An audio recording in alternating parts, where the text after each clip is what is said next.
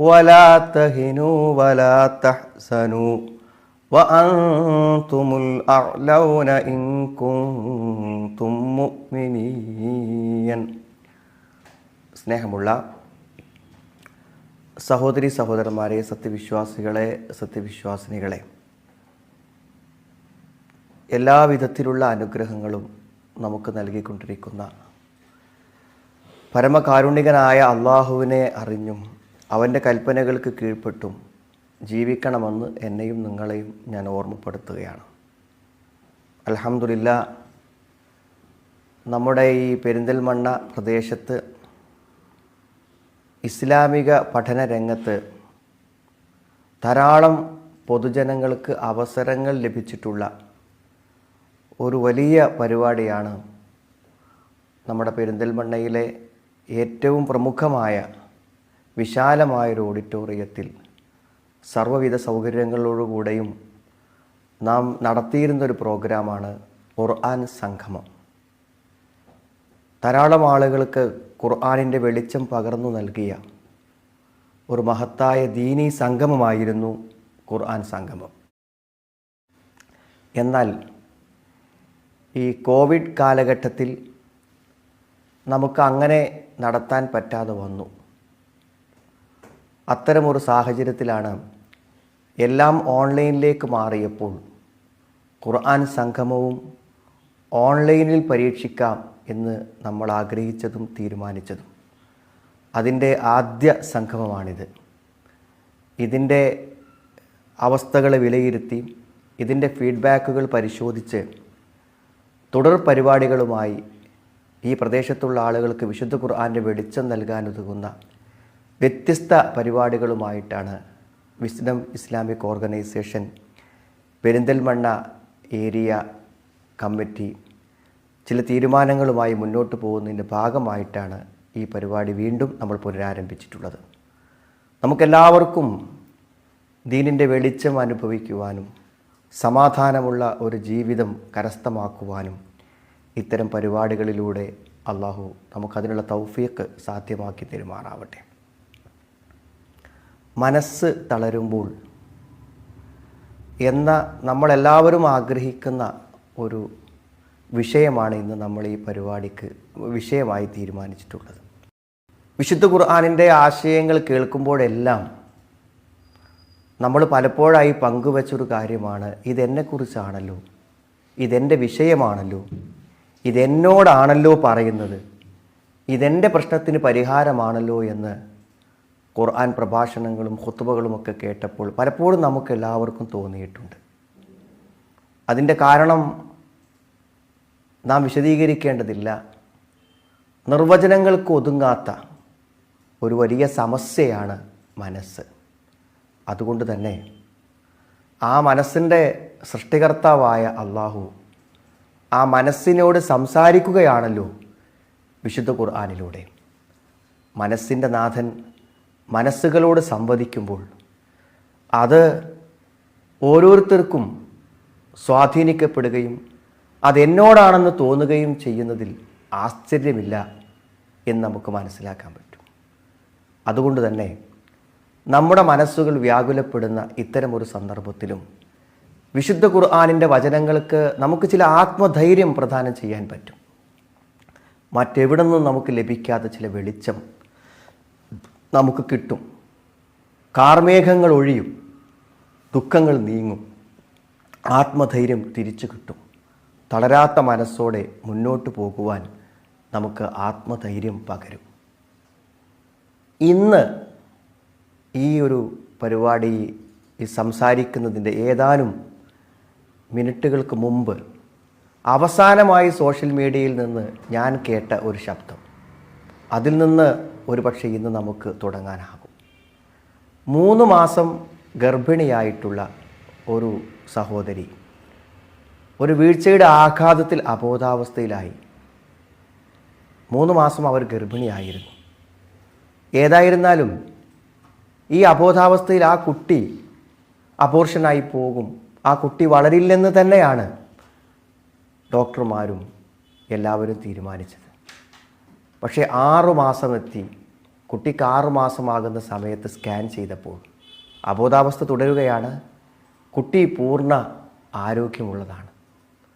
അങ്ങനെ കുട്ടിയുടെ വളർച്ച പൂർത്തിയായപ്പോൾ ഈ അബോധാവസ്ഥയിൽ കിടക്കുന്ന സഹോദരിയുടെ വയറിൽ നിന്നും ഗർഭപാത്രത്തിൽ നിന്നും ആ കുട്ടിയെ സിസേറിയനിലൂടെ പുറത്തെടുത്തു. കുട്ടിയെ കിട്ടിയതിന് ശേഷം ആ കുട്ടിയെ മുല കൊടുക്കുന്നതിന് വേണ്ടി മാറോട് ചേർത്ത് വെച്ചപ്പോൾ കണ്ണുകൾ പോലും ചലിപ്പിക്കാതെ കിടന്നിരുന്ന ആ സ്ത്രീ മെല്ലെ കൈ പൊക്കി ആ കുട്ടിയെ ചേർത്ത് പിടിച്ചു എന്നാണ്. ആ ചേർത്ത് പിടിക്കാൻ വേണ്ടി കൈകൾ ചലിച്ചത് അവർ ബോധത്തിലേക്ക് തിരിച്ചു വരുന്നതിൻ്റെ ആദ്യ പടിയായിരുന്നു. പതുക്കെ പതുക്കെ പതുക്കെ അവർ പൂർണ്ണമായ ബോധാവസ്ഥയിലേക്ക് തിരിച്ചു വന്നു എന്നാണ് കഥ. പേര് ഞാനിവിടെ പ്രതിപാദിക്കുന്നില്ല. എന്തായിരുന്നാലും പത്രങ്ങളിൽ നിന്നും വ്യക്തമായി വന്ന ഒരു സംഭവിച്ച സംഭവം തന്നെയാണിത്. ഇവിടെ നാം മനസ്സിലാക്കുന്ന ഒരു കാര്യം മനസ്സാണ്. അബോധാവസ്ഥയിൽ നിന്നും ബോധാവസ്ഥയിലേക്ക് വരുവാൻ ആ മനസ്സിൻ്റെ ചെറുബോധത്തെ ഉദ്ദീപിപ്പിക്കുവാനും പൂർണ്ണ അവസ്ഥയിലേക്ക് തിരിച്ചു കൊണ്ടുവരുവാനുമുള്ള ചെറിയൊരു പ്രതീക്ഷ, ഒരു പ്രതീക്ഷയ്ക്ക് എന്തുമാത്രം വലിയ ശക്തിയുണ്ടെന്ന് ഇവിടെ നാം അറിയുകയാണ്. തൻ്റെ കുഞ്ഞിനെ ലഭിച്ചു എന്നുള്ള ആ ഒരു പ്രതീക്ഷ, ആ ഒരു അറിവ് മനസ്സിനെ വീണ്ടെടുക്കാനും ആ മനസ്സിലൂടെ ശരീരത്തെ വീണ്ടെടുക്കാനും അവർക്ക് കഴിഞ്ഞു എന്ന അത്ഭുത കാര്യം. സഹോദരങ്ങളെ, ഞാനും നിങ്ങളും അനുഭവിക്കുന്ന ജീവിത പ്രതിസന്ധികൾ നമുക്ക് എത്രയോ നഷ്ടങ്ങൾ ഉണ്ടാക്കി തീർത്തിട്ടുണ്ട്. ആ നഷ്ടങ്ങളുടെ ആഴം പറയാനാവാത്തതാണ്. ചില ആളുകൾക്ക് ആ നഷ്ടം ജീവനെയാണ് നഷ്ടപ്പെടുത്തിയത്.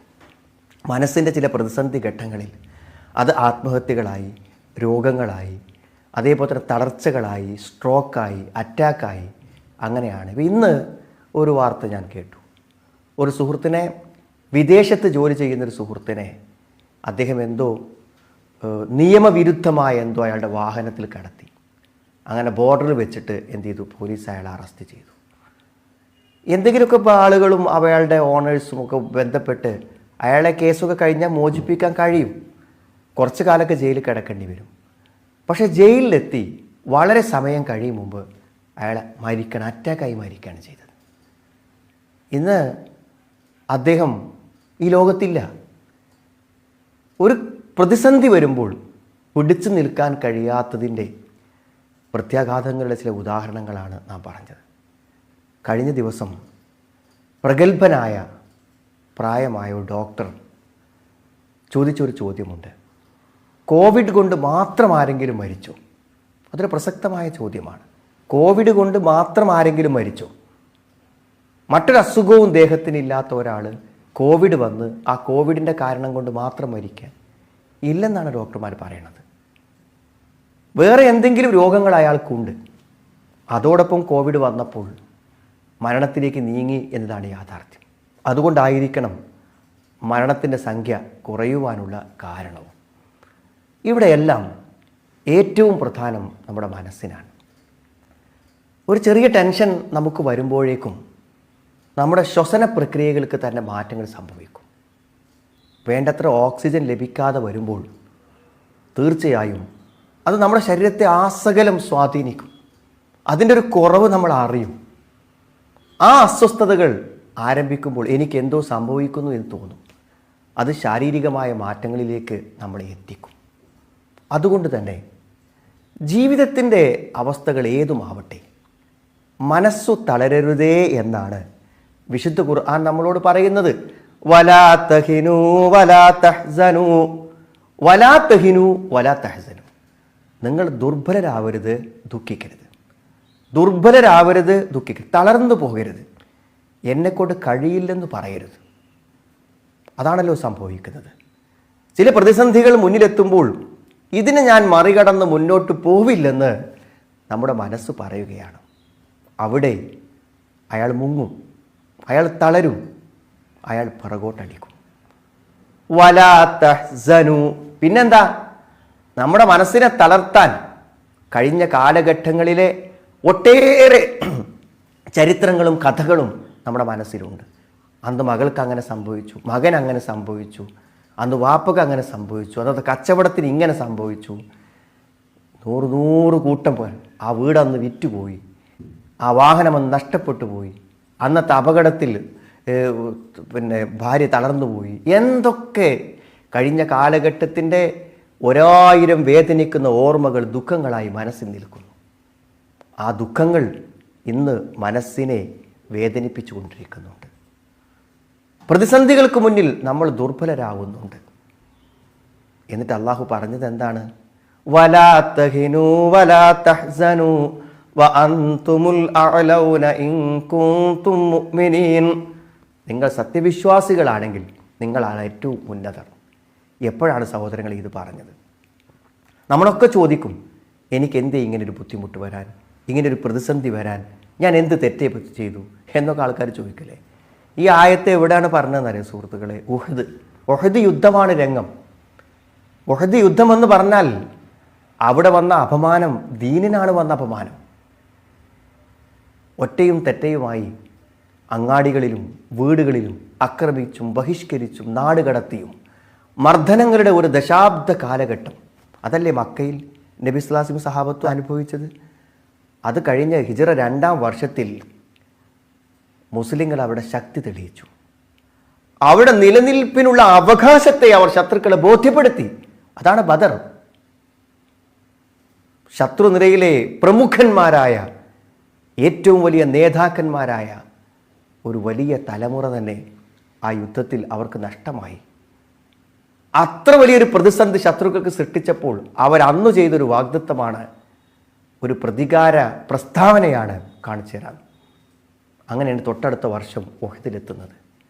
അവിടെ ആഗ്രഹം സാക്ഷാത്കരിക്കുകയാണ്. വിജയിച്ച യുദ്ധം പരാജയത്തിലേക്ക് പോവുകയാണ്. നബി സല്ലല്ലാഹു അലൈഹി വസല്ലമയുടെ ജീവന് ഭീഷണി വരികയാണ്. ഒട്ടനവധി പ്രതിസന്ധികൾ, ധാരാളം ആളുകൾ മരണപ്പെട്ടു, മുറിവേറ്റവരായി ഒട്ടേറെ ആളുകൾ, ശത്രുക്കളുടെ പരിഹാസങ്ങൾ. എന്തേ നിങ്ങൾക്ക് അള്ളാഹുവിൻ്റെ സഹായം ഉണ്ടാകാതിരുന്നത്? എന്തെല്ലാം പ്രതിസന്ധികൾ, എന്തെല്ലാം പ്രയാസങ്ങൾ. സുഹൃത്തുക്കളെ, വിശ്വാസികൾക്ക് ഒരു താക്കീത് നൽകാൻ, ഒരു ഉത്ബോധനം നൽകാൻ, ഒരനുസരണക്കേടിൻ്റെ ആഴം മനസ്സിലാക്കി കൊടുക്കാൻ അള്ളാഹു ഉഹദ് എന്ന യുദ്ധത്തെ പരാജയപ്പെടുത്തുകയാണ്. അത് പ്രവാചകനാണ് യുദ്ധം നയിക്കുന്നത്. ഇസ്ലാം വളർച്ച പ്രാപിക്കുന്ന ആദ്യ ഘട്ടമാണ്. പക്ഷെ 100 കൂട്ടം പ്രതിസന്ധികൾ ഒന്നിച്ചു വന്ന് മുറിവേറ്റ് രക്തസാക്ഷികളായി കിടക്കുമ്പോൾ അള്ളാഹ് പറയാണ്, വലാ തഹിനൂ വലാ തഹ്സനൂ വഅൻതുമുൽ അഅലൗന ഇൻ കുൻതും മുഅ്മിനീൻ. ഈ പ്രതിസന്ധിയിൽ ദുർബലരാവാൻ പാടില്ല, ദുഃഖിക്കാൻ പാടില്ല. നിങ്ങളാണ് വിശ്വാസികളെങ്കിൽ ഏറ്റവും ഉന്നതർ എന്ന് അള്ളാഹു പറയുകയാണ്. എന്താണ് സുഹൃത്തുക്കളെ നമുക്ക് നൽകുന്ന പാഠം? ഉറപ്പാണല്ലോ, ഞാൻ നിങ്ങളോട് സംസാരിച്ചു കൊണ്ടിരിക്കുമ്പോൾ ഒരു മനസ്സുള്ള ഞാനും മനസ്സുള്ള നിങ്ങളും എന്തെങ്കിലുമൊക്കെ ചില കാര്യങ്ങളെക്കുറിച്ച് വ്യാകുലപ്പെടാതിരിക്കുമോ? എന്തെങ്കിലും ചില പ്രയാസങ്ങൾ നമ്മുടെ മനസ്സിനെ തളർത്താതിരിക്കുമോ? പക്ഷെ അള്ളാഹു പറയുന്നു, വിശ്വാസികളാണോ എങ്കിൽ ആ വിശ്വാസം കൊണ്ട് നിങ്ങൾക്ക് പ്രതിരോധിക്കാനാകും. അതിനർത്ഥം വിശ്വാസികൾക്കൊരു ബുദ്ധിമുട്ടും വരില്ല, ദുഃഖം വരില്ല, അവർ കരയില്ല, അവർക്ക് ടെൻഷൻ വരില്ല എന്നൊന്നും അർത്ഥമല്ല. പക്ഷെ പിടിച്ചു നിൽക്കാൻ പറ്റും, പിടിച്ചു നിൽക്കാൻ പറ്റും. അതാണ് വിശുദ്ധ ഖുർആൻ നമ്മോട് പറയുന്നത്. നമുക്ക് പിടിച്ചു നിൽക്കാൻ പറ്റും വിശ്വാസം കൊണ്ട് എന്നാണ്. അതാണ് ഇൻ കുൻതും മുഅ്മിനീൻ, വിശ്വാസികളാണെങ്കിൽ എന്ന് പറയാൻ കാരണം. അതിൻ്റെ സന്ദർഭം നിങ്ങൾ ആലോചിച്ച് നോക്കൂ. നിങ്ങൾ ശത്രുക്കൾ മുഴുവനും തങ്ങൾക്കെതിരായി തിരിഞ്ഞു. ഘോര യുദ്ധം നടക്കാൻ പോവുകയാണ്. ധാരാളം ആളുകൾ രക്തസാക്ഷികളാകും, പ്രശ്നങ്ങളുണ്ടാകും എന്നൊക്കെ പറഞ്ഞ് ശത്രുവിൻ്റെ ഭീകരതകളെക്കുറിച്ച് പറയുമ്പോൾ അവർ പേടിച്ചു പോകുന്ന ഒരവസ്ഥാവിശേഷമുണ്ടായി.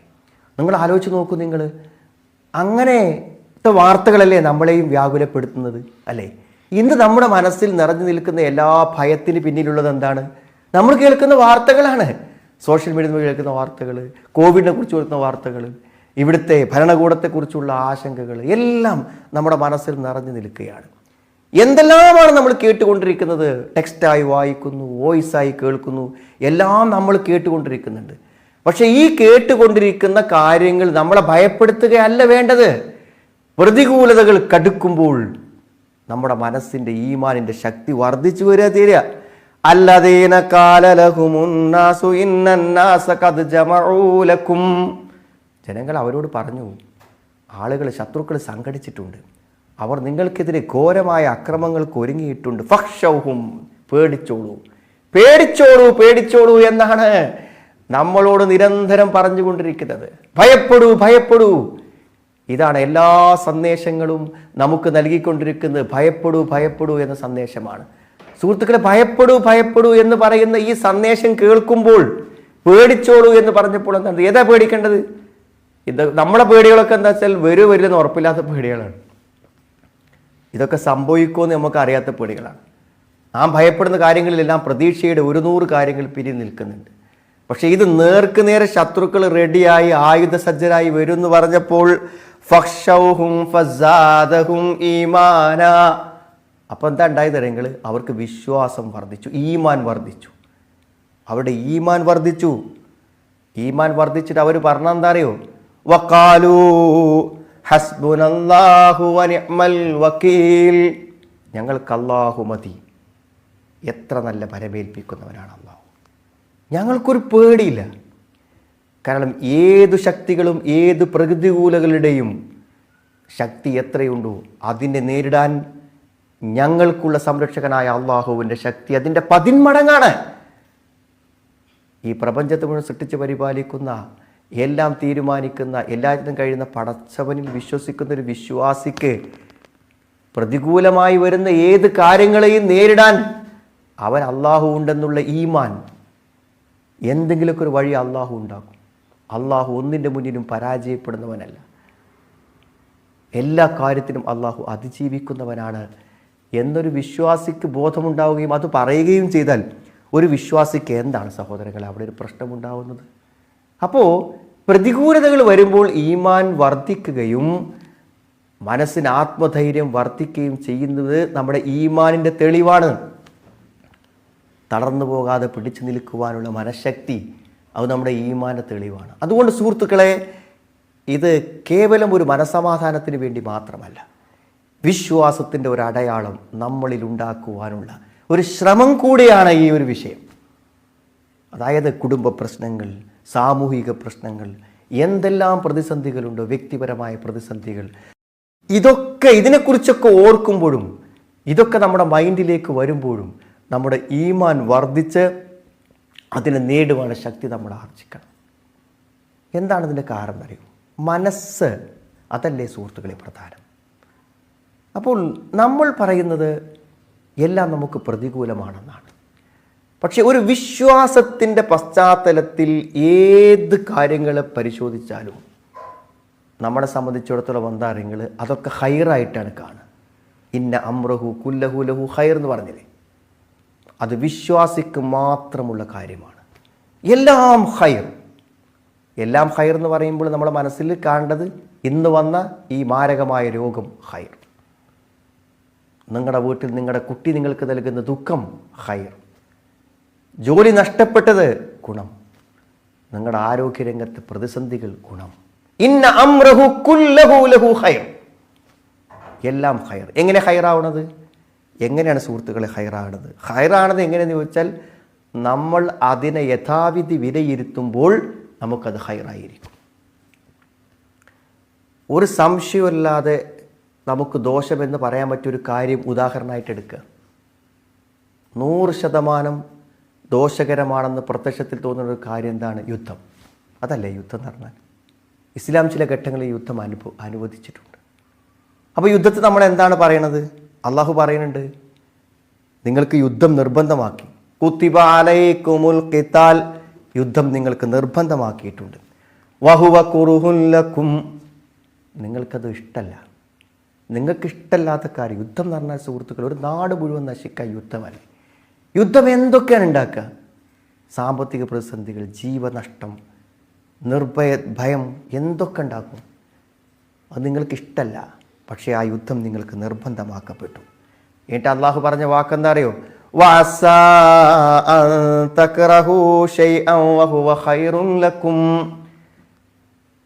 നിങ്ങൾക്ക് വെറുപ്പുള്ള ചില കാര്യങ്ങൾ നിങ്ങൾക്ക് ഹൈറായിരിക്കും.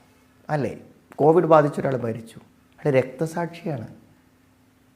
നമ്മളിപ്പോൾ ഈ കാലഘട്ടത്തിൽ ജീവിച്ച ഏറ്റവും വലിയ ഹതഭാഗ്യം എന്നാണ് വിലയിരുത്തുന്നത്.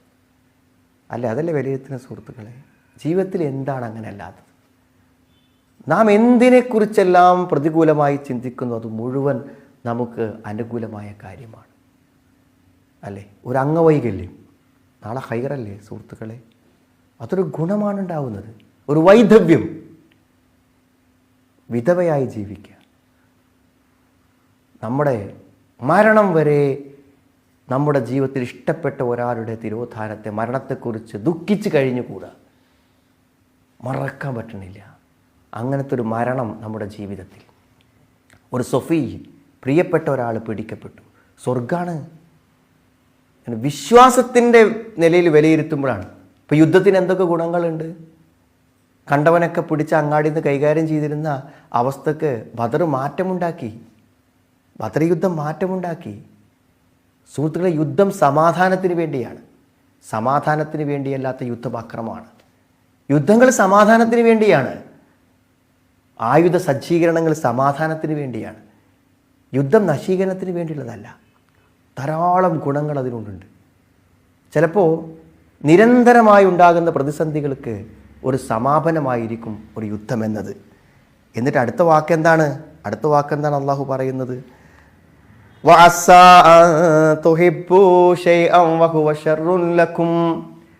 നിങ്ങൾ ഇഷ്ടപ്പെടുന്ന ചില കാര്യങ്ങൾ ദോഷമായിരിക്കും. നമ്മുടെ ജീവിതത്തിൽ നമ്മൾ ഗുണമാണെന്ന് വിചാരിച്ച് എത്രയെത്ര കാര്യങ്ങൾ സുഹൃത്തുക്കളെ നമുക്ക് തിരിച്ചനുഭവമായി.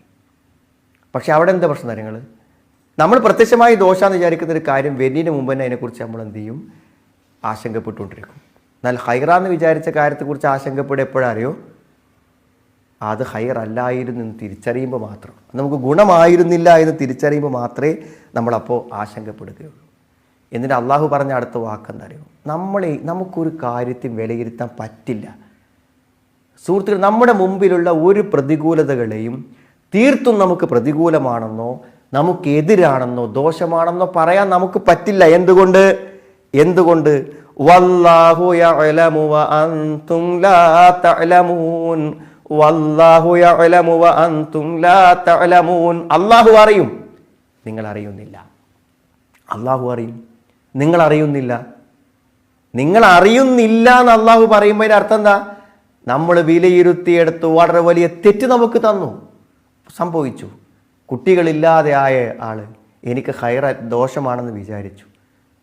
ദോഷമാണോ ഇല്ലെന്ന് കുട്ടികളെ തരാതിരുന്ന അള്ളാഹുവിനാണ് അറിയുക. നമുക്കറിയില്ലല്ലോ, നമുക്കറിയില്ല. അള്ളാഹു അറിയുന്നു, നമുക്ക് അറിയുന്നില്ല എന്നാണ്. അതുകൊണ്ട് അള്ളാഹുവാണ് അറിയുന്നവൻ. അതുകൊണ്ട് നമുക്ക് എന്തേ പറ്റുള്ളൂ? മുഫസ്സിരീങ്ങൾ പറഞ്ഞു, അള്ളാഹ് നമ്മളെ കൊണ്ടുപോകുന്നൊരു വഴിക്ക് ഇങ്ങനെ പോവുക. എങ്ങനെ ഞാൻ ഇവിടെ എത്തിയത്? നമ്മൾ അതിൽ ആശങ്കപ്പെടേണ്ട കാര്യമില്ല. ഇവിടെ എത്തിയത് അള്ളാഹ് കൊടുന്നതാണ്. ഇനി ഇവിടുന്ന് അങ്ങോട്ട് പോവാനുള്ളതും ആരെൻ്റെയാണ്? അള്ളാഹു എന്നെ കൊണ്ടുപോകും എന്ന് വിചാരിക്കാൻ നമുക്ക് പറ്റണം സുഹൃത്തുക്കൾ. അങ്ങനെ നമ്മുടെ മനസ്സിലൊരു ധൈര്യം കൊടുക്കുമ്പോൾ എന്ത് വിഷമവും പ്രതികൂലത ഉണ്ടെങ്കിലും അതിലൊക്കെ എനിക്ക് ഗുണകരമായ പര്യവസാനങ്ങൾ ഉണ്ടാകും. അള്ളാഹുവിൻ്റെ തീരുമാനം പുലരാതെ എനിക്കറിയില്ലല്ലോ എന്ന ശുഭപ്രതീക്ഷയോടുകൂടെ നിൽക്കുക. അപ്പോൾ ക്ഷമ കിട്ടും. അപ്പോൾ നമുക്ക് ക്ഷമിക്കാനും സഹിക്കാനും നമുക്ക് പറ്റുന്നതാണ്. അതുകൊണ്ടാണ് വിശ്വാസികളും പ്രവാചകന്മാരുമായ ആളുകൾ എന്ത് ചെയ്തു തരുങ്ങൾ? അള്ളാഹു നിന്ന് പ്രതികൂലമായ കാര്യങ്ങൾ അനുഭവപ്പെടുമ്പോൾ അവർ അള്ളാഹുവിൻ്റെ കാരുണ്യത്തെക്കുറിച്ച് കൂടുതൽ ഓർക്കുകയാണ് ചെയ്യുക. നമ്മളെന്തെങ്കിലും ഇല്ല സാമ്പത്തിക അവസ്ഥക്ക് ചെറിയൊരു കുറവ് വന്നു, കുറച്ച് രോഗങ്ങളിലും ബുദ്ധിമുട്ടുകളിലേക്ക് നീങ്ങുമ്പോൾ നമ്മളെന്താണ്? അള്ളാഹുവിൻ്റെ കാരുണ്യത്തെക്കുറിച്ച് നിരാശപ്പെടല്ലേ ചെയ്യുക. എന്നാൽ അവരൊക്കെ അള്ളാഹുവിൻ്റെ കാരുണ്യത്തെക്കുറിച്ച് അവർക്കൊക്കെ പ്രതീക്ഷ വർദ്ധിക്കുക ചെയ്യുക. ചെറിയൊരു ഇഷ്യൂ ഉണ്ടായി. എവിടെ അറിയോ? മൂസാ നബി അലൈഹി സ്വലാം തൗറാത്ത് വാങ്ങാൻ വേണ്ടി പോയി തിരിച്ചു വന്നപ്പോഴേക്കും ഹാറൂൻ നബി അലൈഹി സ്വലാം എന്ത് ചെയ്തു വെച്ചാൽ പിന്നെ അവിടെ ആളുകൾ പശുക്കുട്ടി ഉണ്ടാക്കി ആരാധിച്ചു. അപ്പോൾ അത് നേരിടുന്ന കാര്യത്തിൽ ശരിയായ ഒരു നിഷ്ഠ പുലർത്തിയില്ലേ എന്നൊരു സംശയത്തിൻ്റെ പേരിൽ കുറച്ച് ദേഷ്യത്തിലാണ് എന്ത് ചെയ്തത്? മൂസാ നബി അലൈഹി സ്വലാം ഹാറൂൻ നബി അലൈഹി സ്വലാം പെരുമാറിയത്. അങ്ങനെ ആ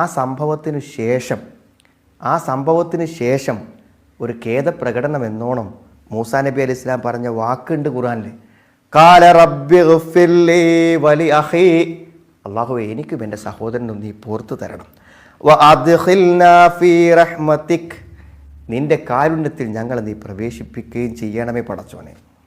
എന്നിട്ടോ വ അൻത അർഹമുർ റാഹിമീൻ, കരുണ ചെയ്യുന്നവരിൽ ഏറ്റവും അധികം കരുണ ചെയ്യുന്നവൻ നീയാണ്. കരുണ ചെയ്യുന്നവരിൽ ഏറ്റവും കരുണ ചെയ്യുന്നവൻ നീയാണെന്നാണ് മൂസാ നബി അലൈഹി സ്വലാം തൻ്റെ പാത്തിൽ ഉൾപ്പെടുത്തിയത്. നിങ്ങൾക്കറിയാം, മാരകമായ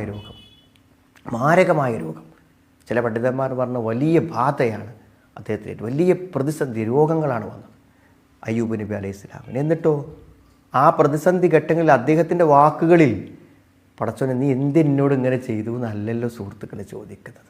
മറിച്ച് എന്താണ്?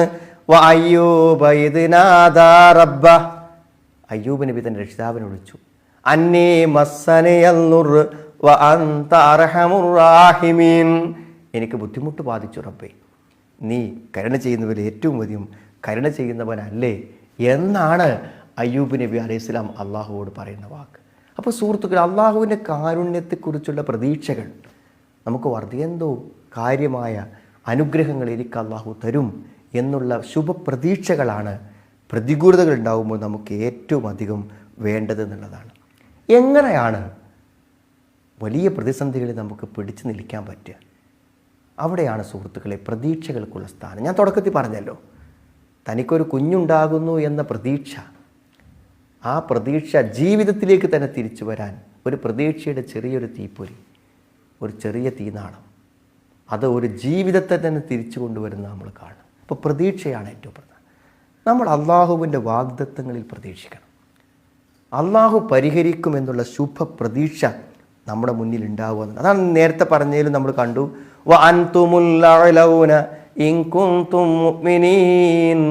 നിങ്ങളാകുന്നു ഏറ്റവും ഉന്നതർ വിശ്വാസികളാണെങ്കിൽ എന്ന് പറഞ്ഞില്ലേ. അപ്പോൾ വിശ്വാസം കൊണ്ട് നമുക്ക് ഉന്നതരാവാൻ പറ്റും എന്നുള്ള ഒരു ശുഭപ്രതീക്ഷ നമ്മളിൽ ഉണ്ടാവുക എന്നുള്ളതാണ് അതിൽ. അപ്പോൾ ആ പ്രതീക്ഷകൾക്ക് ധാരാളം കാര്യങ്ങൾ പറയും. ഈ പ്രതീക്ഷകൾക്കുള്ള പ്രശ്നം എന്താ വെച്ചാൽ, ഇപ്പോൾ പലപ്പോഴും നമ്മളൊക്കെ വീടുകളിൽ പലപ്പോഴും നമ്മൾ കാണുന്ന കാര്യമാണെന്ത്, നല്ല കരുത്തുള്ള 28-30 ഒക്കെ വയസ്സായിട്ടുള്ള നല്ല യുവാക്കൾ. ഈ യുവാക്കളൊക്കെ എന്താ പറയുക, വെറുതെ വീട്ടിൽ വാതിലടച്ചിരിക്കുക, ഒരു കാര്യത്തിനും പോവാതിരിക്കുക. എന്താണ് സുഹൃത്തുക്കളെ ഈ നിഷ്ക്രിയത്വത്തിന് പിന്നിലുള്ളത്? എല്ലാവരും ചോദിക്കലുണ്ട്. ആ കുട്ടികളുടെയൊക്കെ മാതാപിതാക്കളുടെ അവസ്ഥകൾ ആലോചിച്ച് നോക്കും നിങ്ങൾ. എത്രയൊക്കെയോ പ്രതീക്ഷയുള്ള കാര്യത്തിൽ ജീവിതത്തിൻ്റെ ഏറ്റവും ആരോഗ്യമുള്ള അവസ്ഥയിൽ വെറുതെ ഒരു റൂമിൽ വാതിലടച്ചിങ്ങനെ ഇരിക്കുക, മൊബൈൽ നോക്കിയിരിക്കുക, ബ്ലാങ്കറ്റ് പുതച്ചിങ്ങനെ കിടക്കുക. ഇതിൻ്റെ കാരണം എന്താ പറയുക, ജീവിതത്തിലെ പ്രതീക്ഷകൾ നഷ്ടപ്പെട്ടു. കുറേ ജോലിക്ക് ശ്രമിക്കും, നടക്കൂല, കുറേ കോഴ്സുകൾക്ക് പഠിക്കും, എവിടെ എത്തൂല. ഇങ്ങനെ വരുമ്പോൾ ഉണ്ടാവുന്ന ഒരു നിരാശ ഉണ്ടല്ലോ. ഈ നിരാശക്കുള്ള എന്താ വെച്ചാൽ പിന്നെ ഇന്ന റജ, പ്രതീക്ഷ എന്ന് പറഞ്ഞാൽ എന്ത് ചെയ്യും, യൂജിബുൽ അബ്ദി അസ്സഅയ വൽ ഇജ്തിഹാദ്, അതായത് ഭയങ്കരമായ ത്യാഗവും പരിശ്രമവും നടത്തുവാനുള്ള അവസ്ഥ നൽകുന്നത് പ്രതീക്ഷ. ആ പ്രതീക്ഷകളിൽ നമ്മളിപ്പോൾ ഒരു ആക്സിഡൻറ്റ് സംഭവിക്കുകയാണ്. അപ്പോൾ ആക്സിഡൻറ്റ് സംഭവിക്കുന്ന സമയത്ത് ഡ്രൈവർക്ക് തോന്നുകയാണെന്നത്, ഞാൻ ഒന്നങ്ങോട്ട് ശ്രമിച്ചാൽ ആ മരത്തിനോട് ഇടിച്ചിട്ടോ ആ മതിലിനോട് ഇടിച്ചിട്ടോ തൽക്കാലം ഈ വണ്ടി നശിച്ചാലും ഈ ആൾക്കാരെ ജീവൻ രക്ഷപ്പെടുത്താൻ കഴിയും എന്ന ആ ഒരു സന്നിഗ്ധ ഘട്ടത്തിൽ അയാളുടെ മനസ്സിലേക്ക് വന്നാൽ അയാൾ എന്ത് ചെയ്യും, വീണ്ടും ക്ലച്ചും ബ്രേക്കും ഒക്കെ നോക്കിയിട്ട് അയാൾ എങ്ങനെയെങ്കിലുമൊക്കെ വണ്ടിയെ എത്തിക്കാൻ ശ്രമിക്കും. എന്നാൽ ആക്സിഡൻറ്റിൻ്റെ സ്റ്റാർട്ടിങ്ങിൽ തന്നെ ഇനി കിടന്നൊടുക്കല്ലാതെ വേറെ രക്ഷയില്ലാതെ അയാൾക്ക് തോന്നിയാലോ, മൊത്തം ആളുകൾ അതോടുകൂടെ തീരും.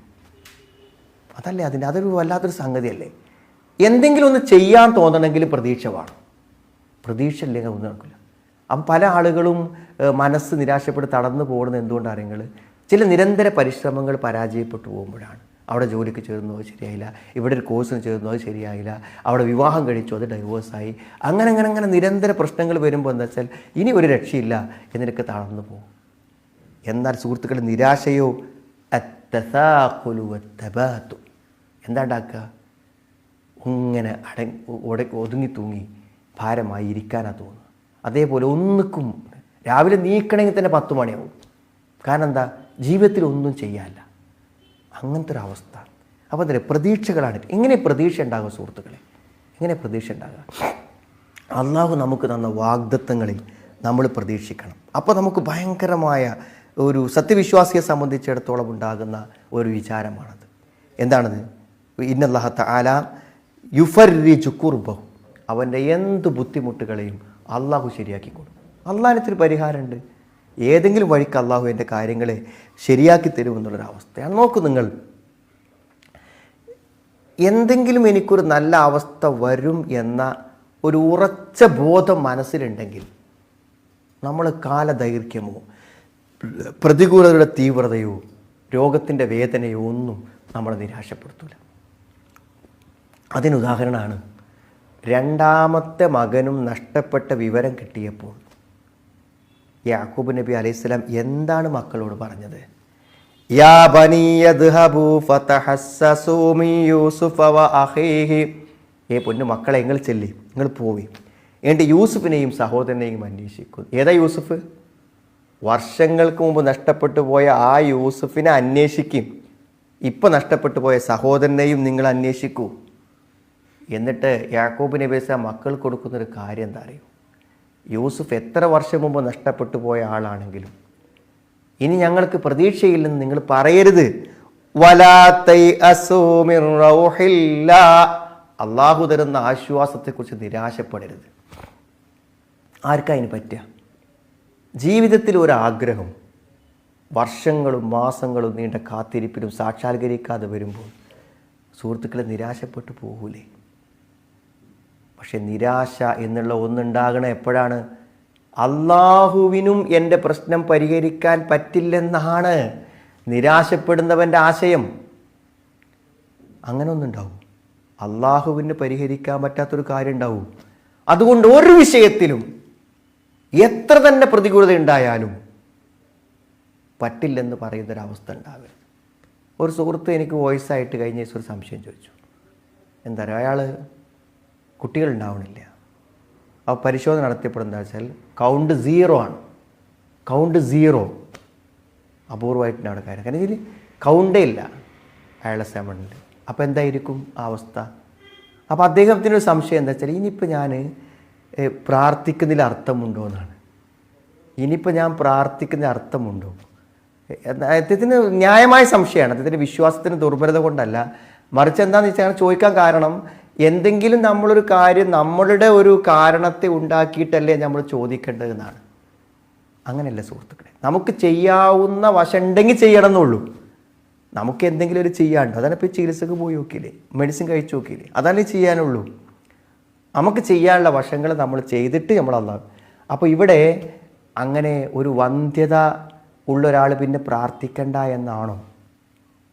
അങ്ങനെയാണെങ്കിൽ സുഹൃത്തുക്കളെ, ഇബ്രാഹിം നബി അലൈഹി സ്വലാം പ്രാർത്ഥിച്ചത്, സക്കരിയ നബി അലൈഹി സ്വലാം പ്രാർത്ഥിച്ചത് വക്കാനത് ഇംറഅതി ആഖിറ ഫഹബ് ലീ മിൻ ലദുൻക വലിയ. അവിടെ എടുത്തു പറയുന്നുണ്ട് എൻ്റെ ഭാര്യ വന്ധ്യയാണ്, മച്ചിയാണ്. എൻ്റെ ഭാര്യ വന്ധ്യയാണ് എന്ന് അവിടെ എടുത്തു പറയുന്നുണ്ട്. വക്കാനത് ഇംറഅതി ആഖിറ ഫഹബ് ലീ മിൻ ലദുൻക വലിയ. എൻ്റെ ഭാര്യ മച്ചിയാണ്, വന്ധ്യയാണ്, പക്ഷേ എനിക്കൊരു അനന്തരാവകാശിയെ തരണം പടച്ചോനെ എന്ന് ചോദിക്കുന്നത്. അപ്പോൾ സുഹൃത്തുക്കളെ, വന്ധ്യത അതിന് അള്ളാഹുവിൻ്റെ അടുക്കൽ ഒരു പരിഹാരമുണ്ടാവും എന്നുള്ളതാണ്. എന്നോ കിണറ്റിലെറിയപ്പെട്ടു പോയ മകൻ തിരിച്ചു വരുമെന്നാണ്. മരിച്ചിട്ടില്ലല്ലോ, അതുകൊണ്ട് തിരിച്ചു വരാം. മരിച്ചു എന്നൊരു വിവരം കിട്ടിയിട്ടില്ലല്ലോ, അതുകൊണ്ട് തിരിച്ചു വരും എന്ന പ്രതീക്ഷ.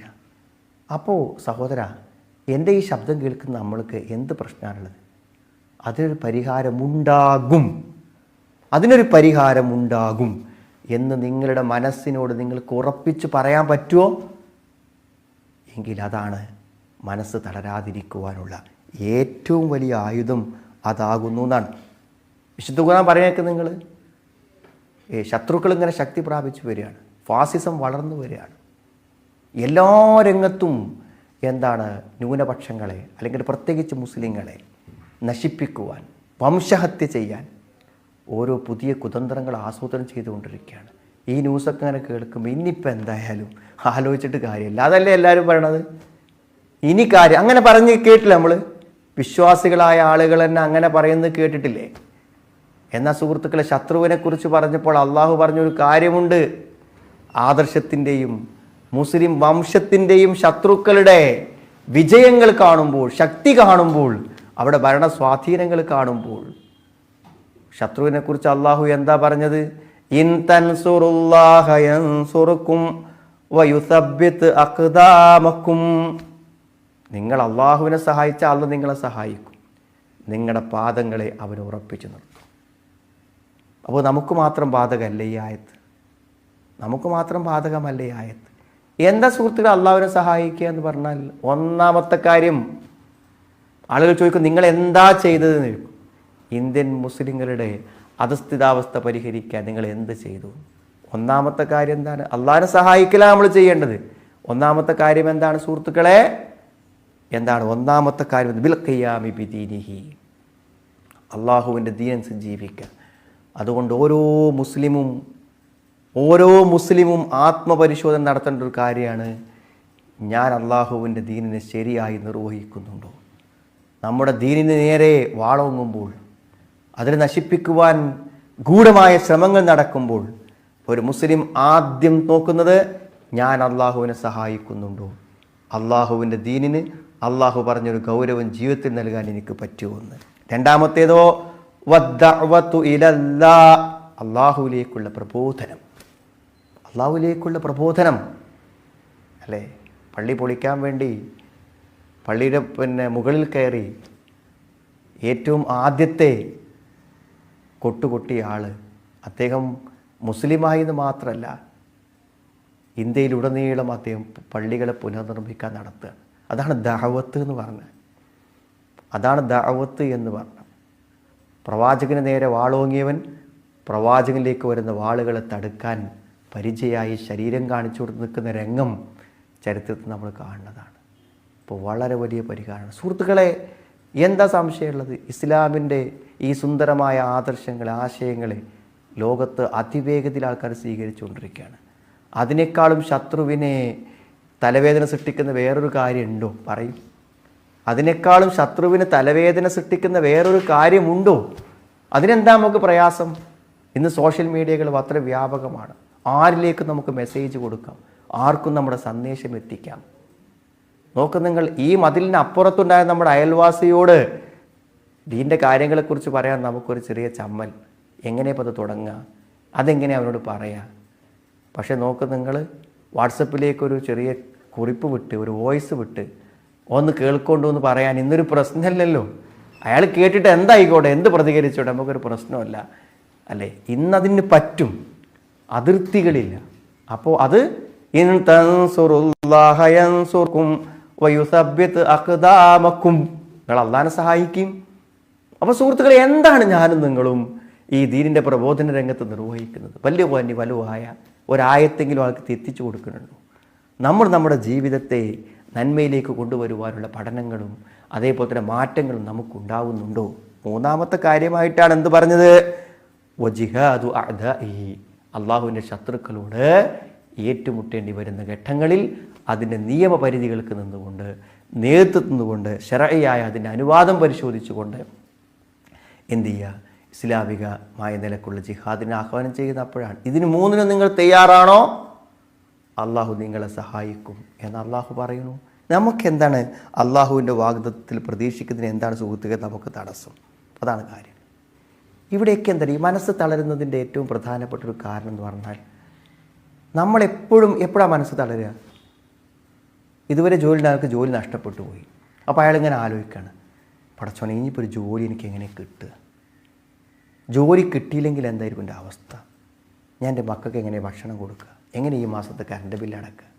എങ്ങനെ ഞാൻ എന്ന് ചിന്തിക്കുക. അപ്പം നമ്മുടെ കഴിവിൻ്റെ പരിമിതികളും നമ്മുടെ കഴിവില്ലായ്മകളുമാണ് നമ്മുടെ മനസ്സിനെ തളർത്തുന്നത്. അപ്പോൾ ഇതിന് ആത്മധൈര്യം നൽകാൻ എന്താണ് ഒരു വഴി? എന്ത് വേണം?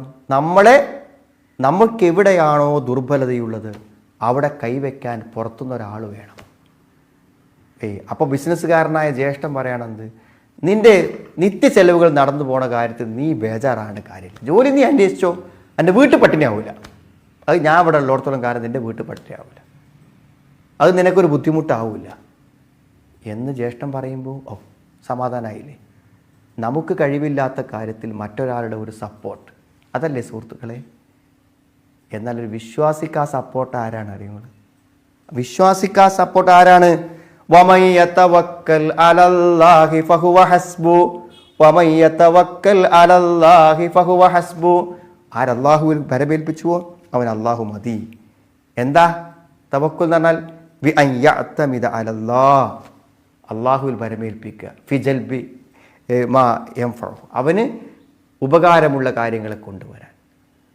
എനിക്ക് എന്തൊക്കെ വേണോ അതൊക്കെ തരാൻ അള്ളാഹുവിന് പറ്റും, എനിക്ക് എന്തൊക്കെ ബുദ്ധിമുട്ട് വരുമോ അതൊക്കെ തടുക്കാനും അള്ളാഹുവിന് പറ്റും എന്ന് വിചാരിക്കുന്ന ഒരാൾക്ക് സുഹൃത്തുക്കളെ ഈ ലോകത്ത് എന്തിനെങ്കിലും കുറിച്ച് ബേജാറാവാണ്ട്, ഒന്നിനെ കുറിച്ച് ബേജാറാവാണ്ട്.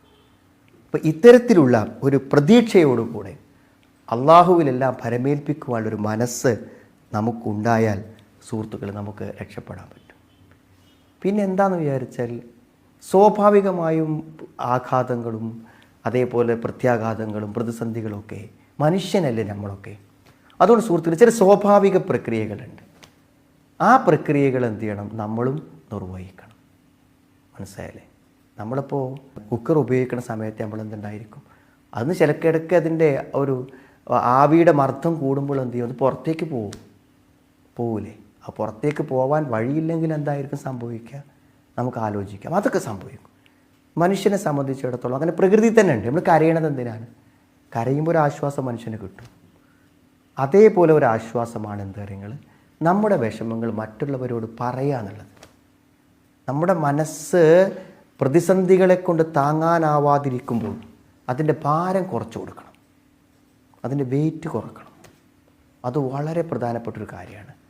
ഒരു പക്ഷേ ഇന്ന് നമ്മൾ കാണുന്ന കുട്ടികൾക്കുണ്ടാകുന്ന മാനസിക സമ്മർദ്ദങ്ങൾ, പ്രത്യേകിച്ച് ഈ കൗമാരപ്രായത്തിലൊക്കെ ഉള്ള മാനസിക സമ്മർദ്ദങ്ങളുടെ ഏറ്റവും വലിയ കാരണങ്ങൾ എന്താ അറിയോ? അവർക്ക് ആ ഭാരങ്ങൾ, മനോവിഷമങ്ങൾ ഇറക്കി വെക്കാൻ പറ്റാത്തതുകൊണ്ടാണ്. അത് ഇറക്കി വെക്കുന്നത് ആരോടാണ്? നിങ്ങൾ പാരൻസിനോടാണ്, മാതാപിതാക്കളോടാണ്. അപ്പോൾ അവരോടുള്ള ആ കമ്മ്യൂണിക്കേഷൻ നിന്ന് പോകും. അപ്പോൾ ബുദ്ധിമുട്ടായി. ഇപ്പോൾ ഒരു പയ്യൻ ഗൾഫിൽ നിന്ന് എനിക്ക് കുറേ വോയിസുകൾ, നിരന്തര വോയിസുകൾ, എത്ര വോയിസാണ്, കേൾക്കാൻ കഴിയാത്തത്ര വോയിസ്. അപ്പോൾ എന്താ വെച്ചാൽ അവന് ചില പ്രയാസങ്ങളുണ്ട്. അത് വാപ്പാക്ക് വിളിച്ച് പറഞ്ഞപ്പോൾ എന്ത് ചെയ്തു, വാപ്പയും അവൻ സംസാരിക്കുന്ന സമയത്ത് എന്ത് ചെയ്തു, അവർ തമ്മിലൊരു ഇമോഷണലായി, വാഗ്വാദത്തിലായി. വാപ്പ ഫോൺ കട്ടാക്കി. അപ്പോൾ വാപ്പ ഫോൺ കട്ടാക്കുന്ന സമയം മുതലാണ് അവൻ എന്ത് ചെയ്യണത്, വോയിസ് എനിക്ക് അയക്കണത്. വടന്ത പ്രശ്നം, ഇതുവരെയുള്ള അവൻ്റെ മനോവിഷമങ്ങളെ, ഗൾഫിലുണ്ടാകുന്ന പ്രതിസന്ധികളെ ഷെയർ ചെയ്യാൻ വാപ്പയുമായി പറ്റിയിരുന്നു. പക്ഷെ ഇപ്പം പറ്റണില്ല. ഇത് വീടുകളിൽ സംഭവിച്ചാൽ വലിയ പ്രതിസന്ധികളുണ്ടാവും. ഇനി നമ്മൾ ഷെയർ ചെയ്യാമെന്ന് പറയാം. മക്കൾ വാപ്പനോട് വേണം ഷെയർ ചെയ്യുക, ഭാര്യ ഭർത്താവിനോട് ഷെയർ ചെയ്യുക, ഭർത്താവ് ഭാര്യയോട് ഷെയർ ചെയ്യുക, സുഹൃത്തുക്കളോട് ഷെയർ ചെയ്യുക. ഇതൊക്കെ ഉണ്ടെങ്കിൽ എന്താ പറയുക, പരിധിവരെ നമുക്ക് മനസ്സിൻ്റെ തളർച്ചയെ പരിഹരിക്കാൻ പറ്റും. അപ്പോൾ നിങ്ങൾ നമ്മൾ പ്രാർത്ഥനകൾ നമ്മൾ കുറച്ചൊന്ന് വ്യക്തമായി നമ്മൾ പരിശോധിച്ചാൽ അതിൽ നമുക്ക് ഇങ്ങനെ ചില ആശയങ്ങൾ കാണാൻ പറ്റും. നേരത്തെ ഓതിയ അയ്യൂബ് നബി അലൈഹി സ്വലാമിൻ്റെ പ്രാർത്ഥന, വ അയ്യൂബ ഇദ് നാദാ റബ്ബഹ വ അന്നി മസ്സനിയൽ ദുർറു വ അൻത അർഹമുർ റാഹിമീൻ. അന്നി മസ്സനിയൽ ദുർറു, എനിക്ക് ബുദ്ധിമുട്ട് ബാധിച്ചു എന്നുള്ള വിഷമം അള്ളാഹുവോട് പറയണം. നമ്മുടെ വിഷമം എന്താണോ അത് അള്ളാഹുവോട് അതുപോലെ പറയാം. അത് ശരിക്കും ഒരു തവസ്സുലും കൂടിയാണ്. നമ്മുടെ വിഷമം അള്ളാഹ്ക്ക് അറിയാഞ്ഞിട്ടല്ല, നമ്മളത് പറയുക. നമ്മുടെ വിഷമങ്ങൾ നമ്മൾ പറയുക എന്നുള്ളത് നമുക്ക് വളരെ വലിയ സമാധാനവും ആശ്വാസവും ലഭിക്കുന്നൊരു കാര്യമാണ്. അത് നമ്മൾ പറയണം. അത് പറയാനുള്ള അവസരങ്ങൾ നമ്മൾ ഉണ്ടാക്കണം. ഭാര്യയ്ക്ക് ഭർത്താവോട് പറയാൻ പറ്റും, അതേപോലെ തന്നെ മക്കൾക്ക് മാതാപിതാക്കളോട് പറയാൻ പറ്റും, മാതാപിതാക്കൾക്ക് മക്കളോട് പറയാൻ പറ്റണം. അങ്ങനെ പറയാൻ നമുക്ക് കഴിയുക എന്നുള്ളത് വളരെ പ്രധാനപ്പെട്ട സംഗതികളാണ്. സുഹൃത്തുക്കളെ, ഇനി ചിലത് നമ്മൾ മനസ്സിലാക്കേണ്ടത്, നമ്മുടെ മനസ്സുകൾ തളർന്നു പോകുന്നതിൻ്റെ ചില കാരണങ്ങൾ നമ്മൾ എന്ത് ചെയ്യണം, മനസ്സിലാക്കണം. ആദ്യം എനിക്ക് പറയാനുള്ളത്, എപ്പോഴും ഖുർആനുമായിട്ടുള്ള ലൈവായൊരു ബന്ധം നമുക്കുണ്ടാവും. ഖുർആൻ ഇങ്ങനെ ആഴ്ചക്കോ ദിവസത്തിൽ നമ്മൾ പഠിച്ചുകൊണ്ടേയിരിക്കണം. ഇൻഷാ അല്ലാഹ് നമ്മൾ ഈ ഒരു ഖുർആൻ സംഗമത്തിന് തുടർച്ചയായി എല്ലാ വ്യാഴാഴ്ചകളിലും നമ്മൾ മുമ്പ് നടന്നിരുന്ന ക്ലാസ്സുകൾ ആരംഭിക്കാൻ, ആളുകൾക്ക് ഉപകാരപ്പെടുന്ന ഖുർആനിലെ ചില ഭാഗങ്ങൾ അവരുടെ ഒരു ആത്മധൈര്യത്തിനും ആത്മവിശ്വാസത്തിനും ഒക്കെ വേണ്ടി നിരന്തരം ആഴ്ചക്കൊരു ദിവസം നമ്മൾക്ക് എല്ലാവരും, എത്ര തിരക്കുള്ള ആളുകൾ ആണെങ്കിലും നമ്മളത് കേൾക്കുക. അതൊരു പ്രധാന കാര്യമാണ്. കാരണം പരലോകത്തെക്കുറിച്ചുള്ള കാര്യങ്ങൾ നമുക്ക് ഭയങ്കരമായ ആത്മവിശ്വാസം നൽകും. കാരണം പരലോകം അങ്ങനെയാണ്. പരലോകം എന്ന് പറഞ്ഞാൽ എന്താ വെച്ചാൽ, നമ്മുടെ ജീവിതത്തിന് എന്തൊക്കെ പരിക്കുകളും പ്രയാസങ്ങളും ഉണ്ടോ അതിനൊരു സബ്സ്റ്റിറ്റ്യൂഷൻ, അതിനൊരു പകരം നമുക്ക് തരികയാണ് പരലോകം എന്ന് പറഞ്ഞാൽ. അതായത് ജീവിതം, അപൂർണമായ ജീവിതത്തിന് എന്ത് ചെയ്യുക, പൂർണ്ണമായൊരു ജീവിതത്തെ നമുക്ക് പകരം തരിക. അതാണല്ലോ സ്വർഗം എന്ന് പറഞ്ഞാൽ. വലക്കും ഫീഹാ മാ തഷ്തഹി അൻഫുസുക്കും വലക്കും ഫീഹാ മാ തദ്ദഊൻ. നിങ്ങളെ മനസ്സ് ആഗ്രഹിക്കുന്ന എന്തും നിങ്ങൾക്ക് കിട്ടും. ലഹിയൽ ഹയവാൻ, അതാണ് ജീവിതം. അപ്പോൾ സ്വാഭാവികമായിട്ട് എന്താ വെച്ചാൽ സ്വർഗത്തെക്കുറിച്ചും പരലോകത്തെക്കുറിച്ചും കേൾക്കുമ്പോഴേ ജീവിതം അവിടെ ഉണ്ടല്ലോ, ഇതല്ലല്ലോ ശരിക്കുള്ള ജീവിതം. മനുഷ്യൻ്റെ എല്ലാ അസ്വസ്ഥതകൾക്കും പരിഹാരമാണ് സ്വർഗം. ഭയങ്കരമായൊരു പ്രതീക്ഷയാണ്, ഭയങ്കര പ്രതീക്ഷയല്ലേ. യാ അയ്യത്തുഹൻ നഫ്സുൽ മുത്മഇന്ന ഇർജിഇ ഇലാ റബ്ബികി റാളിയതൻ മർളിയ ഫദ്ഖുലി ഫീ ഇബാദി വദ്ഖുലി ജന്നതി.